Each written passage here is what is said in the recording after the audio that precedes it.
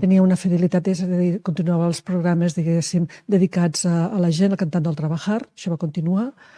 Tenia llavors els programes de les telenovel·les, el Simplemente María, Ama Rosa, etc que tenien... Però és que els tenien Ràdio Barcelona i Ràdio Madrid. Sí, sí, sí.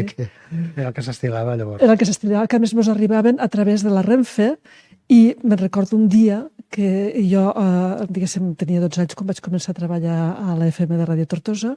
Teníem la pila dels que arribaven, dels que havien posat, i la pila dels que tenies que posar. M'havien deixat malament la cinta, i vaig repetir, el telèfon bullia de senyores que s'estaven queixant perquè era el mateix capítol del dia anterior.